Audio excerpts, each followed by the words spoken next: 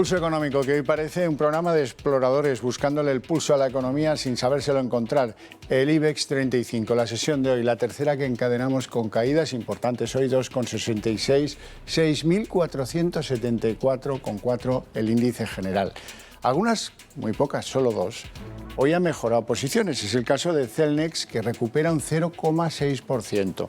El caso de Farmamar también, 0,36%. Pero ya la tercera, en el mejor comportamiento, es un comportamiento negativo, el de la aseguradora Mapfre, que hoy pierde 0,78. ¿Qué les diré de las del otro lado, que son las que tradicionalmente destacan por lo que se han dejado en la gatera durante la sesión de hoy? Naturgy, la líder, hoy presentaban sus resultados, no les han parecido bien a los mercados y pierde 5,61. Acerinox en segundo lugar pierde 5,59 y en tercer lugar Indra pierde hoy 5,29.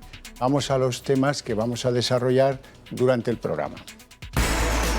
Como no, tenemos que hablar de presupuestos, los determinados cambalaches para que uno vote sí o vote no, con noticias muy contradictorias sobre supuestos pactos con Pedro Sánchez de Ciudadanos, que luego han sido negados a lo largo del día. Lo que no niega nadie es que son unos presupuestos muy poco realistas, como hoy declaraba el presidente de la COE, Antonio Garamendi. Y también tenemos que hablar de resultados. Malos han sido los de Naturgy y tenemos que hablar de Bankia, porque también sus beneficios han caído de forma importante, un 68,8% en los 9 primeros meses del año. Y dicho esto, les presento a nuestros invitados. Don Antonio Banda, CEO de Philcapital. Muy buenas noches. Hola, buenas noches, Javier. No tiene usted muy buena cara hoy. No sé con qué valores hoy ha conseguido el éxito, pero no. Le veo malhumorado. Bueno, no te creas. La bolsa al final no te puede poner el ánimo ni el desánimo. Esto es lo que hay. O sea, ahí poco podemos hacer. Don Daniel Rodríguez Asensio, economista y consultor empresarial. Muy buenas noches. Buenas noches, Javier. Bueno, empezamos por las bolsas. ¿Qué les parece a ustedes el que ahonden más en las caídas? El IBEX está en mínimos, en niveles mínimos del mes de mayo. Todo lo que habíamos ido ganando poquito a poco, a veces con contradicciones y tal, se nos ha ido al garete. 6% de pérdidas en las últimas 3 sesiones. Bueno, lo hemos comentado aquí en las últimas semanas, Antonio y yo. Esto no ha hecho más que empezar. Las subidas tímidas que habíamos visto en las últimas semanas estaban explicadas en su totalidad por la política monetaria del Banco Central Europeo. Ahora comienza la temporada de resultados, que ya estamos viendo pues las caídas de doble dígito en el caso de la banca, las provisiones por posibles créditos morosos o porque esperan un incremento de los créditos morosos, y todo el mundo sabemos que esto va para peor. Las expectativas macro, ya hay varios indicadores que avanzan un cuarto trimestre que incluso podríamos volver al terreno negativo en España, y 2021 va a ser una cadena de revisiones a la baja de las expectativas. El IBEX 35 a día de hoy no tiene práctica, salvo alguna empresa como Celnex, que hoy la teníamos ahí, y alguna otra utility, y Zara, por supuesto, siempre nos quedará Inditex, no tiene mucho recorrido, y el inversor yo creo que tiene que mirar hacia otros mercados, ojo, en un horizonte de medio plazo y siempre basándose en los fundamentales. Don Antonio Banda. Bueno, yo creo que la caída de la bolsa española y además del resto de las bolsas, también le pasa lo mismo a la bolsa americana, que está en mínimos desde mayo. Y lo que lleva a la mayor preocupación no son los resultados, o sea que los resultados que estamos viendo son malos, la situación en general es mala, pero lo que sí está descontando el mercado que es muy malo es las elecciones americanas. O sea, y hay bastantes noticias desde Estados Unidos que probablemente sea difícil decir que va a haber un ganador el miércoles. Entonces, eso sí, de nuevo les pondría ante esta situación general de crisis, esta situación de sanitaria en mala situación, que además tuviésemos una semana o dos de recálculo. Sí, bueno, en el caso de Bush fueron hasta enero. Sí, por eso sea, que si nos deberían estar acostumbrados a que eso va a ocurrir. Sí, está claro. O sea, va a haber muchísima manipulación, va a haber mucha gente hablando de que se ha tocado, que se ha no tocado, va a haber muchísimas demandas, va a haber o sea, que no vamos a tener una noche muy tranquila, con lo que los mercados están anticipando esa situación y yo creo que todo lo demás está empezando a quedarse un poco de lado, ¿no? O sea, que estamos siguiendo la bolsa americana y efectivamente los resultados son malos, pero bueno, mucho peor va a ser cuando tengamos la realidad en Estados Unidos. Bueno, hablemos entonces de presupuestos en España. Hoy hay una cosa muy difícil de explicar. Alguien miente. Decía Ciudadanos, casi algunos nos dio por pensar en el famoso tango aquel Cambalache, que a cambio de que Sánchez quitara de sus expectativas de subida de impuestos todo aquello que afecta a las clases medias, y hablaban de educación concertada, sanidad pública y el diésel que era la principal fuente de los ingresos que presenta España como futuribles en las arcas públicas. En España hay 13,5 millones de motores diésel. Pues que todo eso habían pactado con Sánchez, que se paralizaba y que no entraba en vigor esos aumentos fiscales. Luego ha llegado María Jesús Montero, la ministra de Hacienda y portavoz del Gobierno, y ha dicho que no hay ningún acuerdo con Ciudadanos, que se olviden, lo cual tiene bastante sentido porque era una extraña renuncia al único nutriente que podían presentar a Europa. Daniel. Bueno, en primer lugar, a mí me llama mucho la atención un proyecto de presupuestos que se cambia en 24 horas. Estamos acostumbrados a que el Gobierno sea rápido cambiando cosas, pero en 24 horas yo creo que todavía no lo habíamos visto. Es un nuevo récord. Segundo lugar, más allá de la batalla política, es importante decirle a nuestros espectadores que con el impuesto al diésel, el presupuesto es una carta a los Reyes Magos ahora que vienen las Navidades. Es increíble. Por ejemplo, que en 2021 haya un máximo histórico en ingresos públicos. Es imposible. Entonces, veremos a ver qué dice Europa, porque se va a ver en la disyuntiva entre bloquear unos presupuestos que sabe que no son ciertos o generar aún más incertidumbre, cual es una decisión que no es fácil. Y luego, por debajo de todo esto, por supuesto, está el asunto político, entre otras cosas. Los presupuestos premian de nuevo a los socios de gobierno de Sánchez en contra del objetivo número 1, que es la Comunidad de Madrid. Entonces hay mucha política de por medio. Que las subidas de impuestos, vamos a dejarlo claro, van a ser generalizadas. Si no es el impuesto al diésel, es el impuesto a las bebidas azucaradas. Y si no, una subida generalizada del IRPF, que no lo descarto. Más adelante. Correcto. Porque es imposible sacar 9.000 millones de euros en los próximos 2 años, que es lo que quieren, solo con los ricos. Es absolutamente imposible. A mí, yo quiero recordar, y con esto acabo, una frase de José Luis Rodríguez Zapatero en su propio libro, contando sus peripecias en 2008-2009. Él cuenta que, como está ocurriendo ahora, en Europa y en las grandes reuniones mundiales todo el mundo hablaba de estímulos fiscales y le daba palmaditas en la cabeza, en el hombro, y de repente, de un año para otro, él se pregunta, ¿cambió Europa? ¿Cambió la Unión Europea? ¿O quizá las dos cosas a la vez?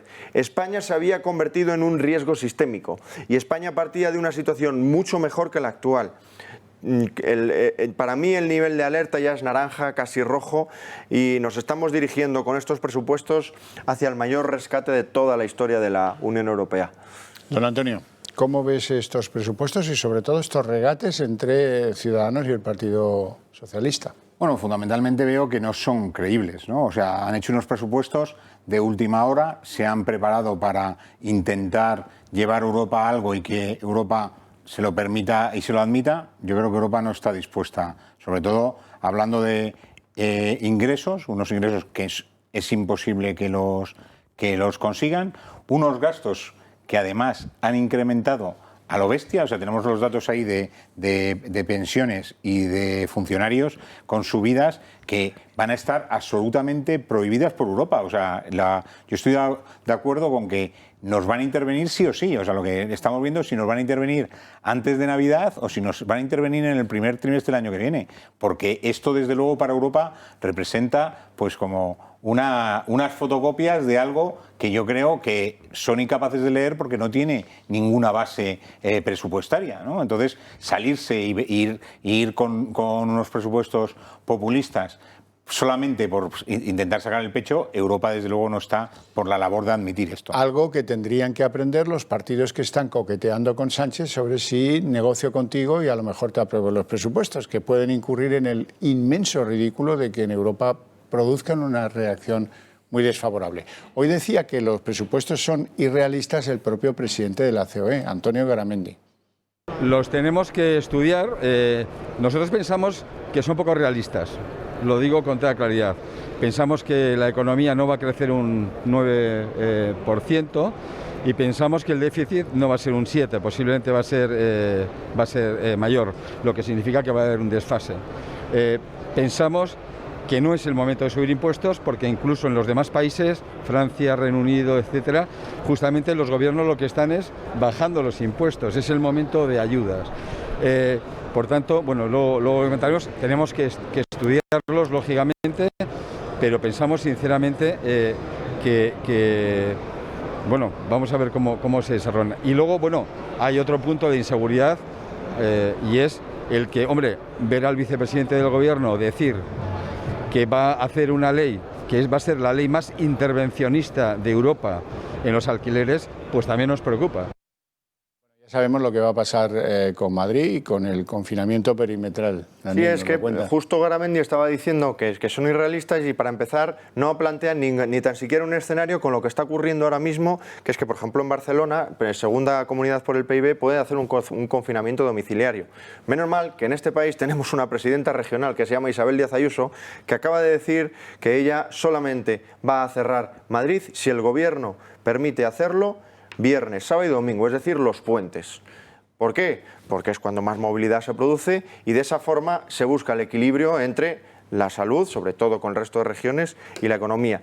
El coste político que está asumiendo Isabel Díaz Ayuso con precisamente cuidar a todo el pequeño comercio y a todos los madrileños es alucinante y no se ve reflejado en estos presupuestos. Don Antonio, vamos a hablar de Bankia. Bankia presentaba hoy sus cuentas de los 9 primeros meses del año. Los beneficios caen casi un 69%.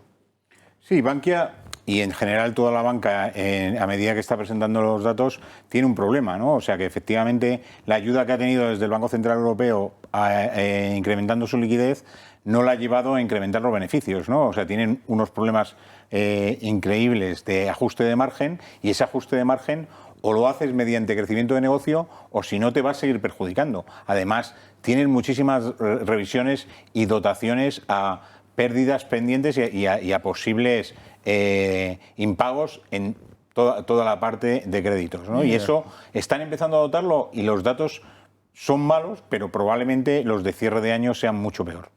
Bankia. Bueno, Bankia no es nada nuevo. El sector bancario europeo es un riesgo sistémico en este momento.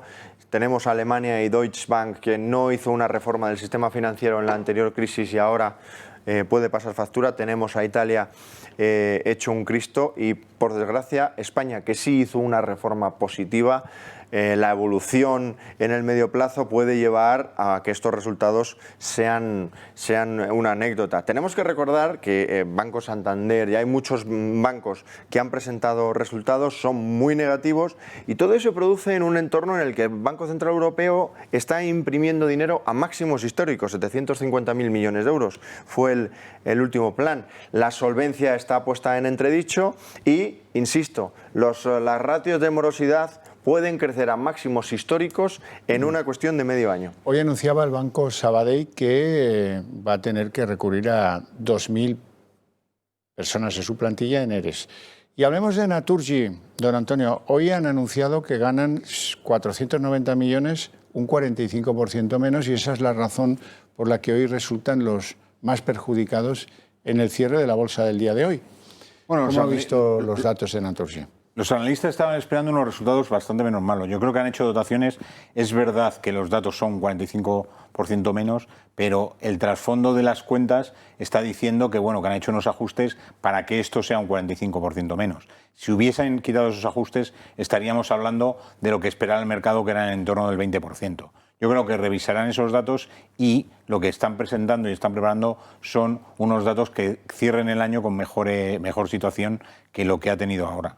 Sí, coincido plenamente con Antonio. O sea, aquí lo que han hecho es ponerse la venda antes de la herida, prepárate para lo mejor, para lo peor y ojalá las cosas vayan mejor. Están en su peor escenario, las provisiones y toda la parte, digamos, intangible, los han tirado, no han podido depreciar más su propio negocio y por lo tanto se están poniendo guapos para final de año. Yo sigo diciendo que las commodities son las únicas que se van a salvar de la quema, salvo alguna empresa por ahí perdida. Por cierto, los que no se van a salvar de la quema porque no tienen nadie que hable de ellos son los autónomos.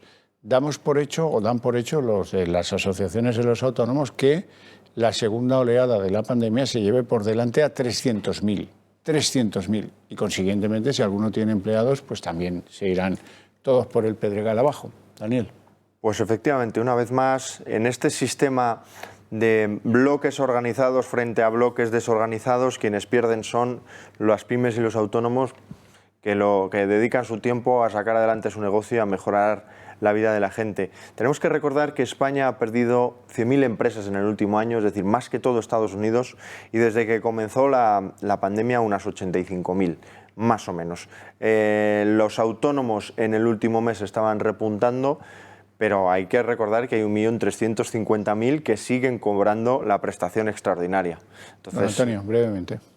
Sí, los autónomos siempre hemos hablado lo mismo, y lo hemos hablado muchas veces. No tienen ninguna ayuda, o sea, el gobierno se ha olvidado de ellos. Se ha olvidado en todos los planes de ajuste, se ha olvidado en los acuerdos que tenía que haber tomado con Europa. Y esa es la consecuencia de no tener un plan para algo que es fundamental para la economía española. De ese abandono tan necesario para que las cosas vayan bien en nuestra sociedad, que es el propósito de todos y de los que nos ocupamos en la economía, de los primeros.